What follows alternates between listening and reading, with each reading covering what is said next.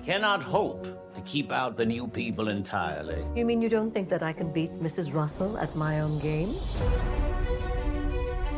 I wish I knew the cards you think you have up your sleeve. I'm taking a chance, George. I know that. But whoever achieved great things without taking a chance? Is anything the matter? You tell me. I don't know what good can come of this. This can't be right. She's taken leave of her senses. I love you, Marion. Mrs. Astor is in the hall. I'm tired of being cut on my own doorstep. Let the tournament begin.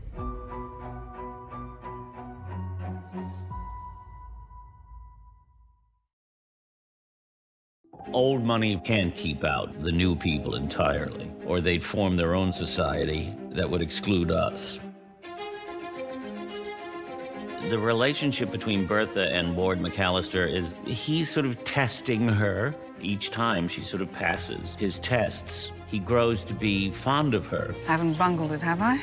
Oh, no. There is a moment in Newport, he may have overstepped his bounds. Do you know what the Astors paid for Beechwood? Why don't I take you? We'll go this afternoon. She's desperate to see what Mrs. Astor has done to transform the inside of this house, because of course Bertha's got her eye on, you know, whenever they can move to Newport and start their summering there, she's going to do it. But she wants to build the right thing. And her interest sort of gets her in trouble in this case. She's here.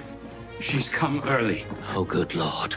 Get rid of Mrs. Russell. Bertha is chased out through the back quarters of Mrs. Astor's house because she's not supposed to be in there. It's one of the most humiliating moments in the whole series. I just love that it's always fuel for her.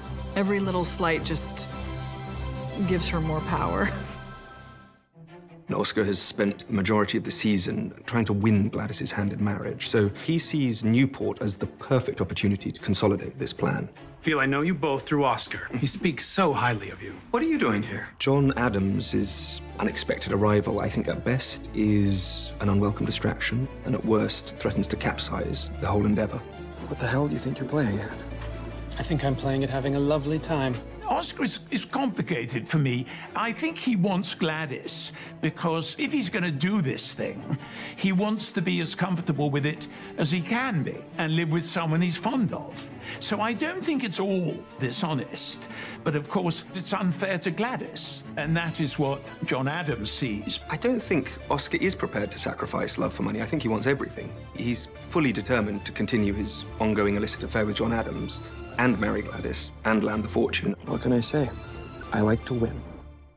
Put more detectives on it. Talk to Pinkerton himself. Do whatever it takes. But you must give me something to work with. You know, George always wants to, both in business and in these situations where he's meting out justice, set an example. He doesn't want to rock the boat in certain ways at home, but when it comes to Mrs. Ainsley, it's as cut and dried as you can get. She knows his secrets, she's read his letters, she's inside his life, and she has entirely betrayed him.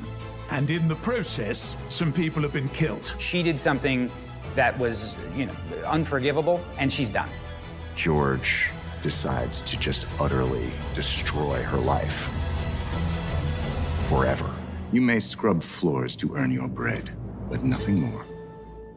Finding out Peggy's full story, what she went through, the grief of losing her child, the grief of losing her marriage, it illuminated to me the shame that women had to carry around sex in our bodies and the pressure that they're under to not have cracks show. She knows enough of my story now to make things difficult for me.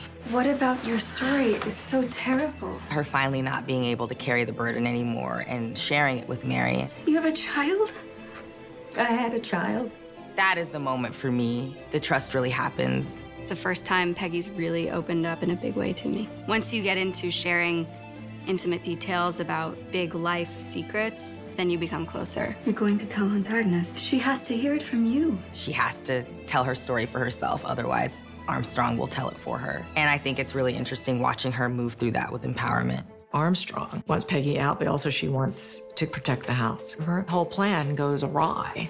I was only trying to protect the reputation of this house. I could say the same. Peggy is so upset by the fact that I've been so cruel to her that she doesn't even want to stay. Everybody here likes Peggy. I think it's going to be hard for me in the house. Maybe Miss Scott will change her mind. She won't. Peggy doesn't really need anyone to save her. I think that is what's really cool about Julian and Sonia writing Peggy's narrative is she's not just being tossed in the wind at the mercy of other people. Even if she's gonna put herself in a precarious situation, she's there because she's chosen to navigate those waters. Peggy, with her ambition to be a writer as an African-American young woman, is going to have a much harder time of it, and Agnes sees that. She respects anybody who's had a tough time in life and is going to make something of herself. Bridget, are you following me? Bridget follows Jack out to Brooklyn because he's been mysteriously disappearing each week with flowers, and it's that realization that she cares. Jack and Bridget have both come from very difficult pasts. He takes a step back and he gives her the space to deal with what she's dealing with. And once he does that, he creates the space for her to meet him at least, halfway. I think when Bridget finds out that he's been visiting his mother's grave, it's the first time she's seen him as a full person, that he has things that, haunt him as well. So I think there is a little bit of regret, and I think going forward, they found a friend, a confidant.